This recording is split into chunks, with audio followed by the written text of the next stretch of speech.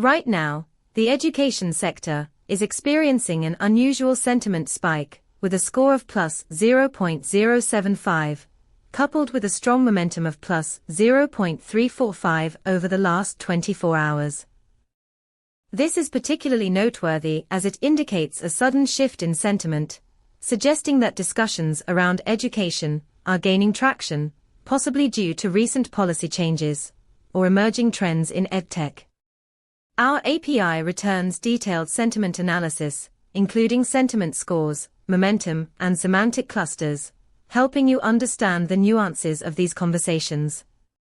Imagine using this data to tailor your educational content or marketing strategies. You could identify key areas of interest and adapt your messaging to align with the current sentiment, enhancing engagement.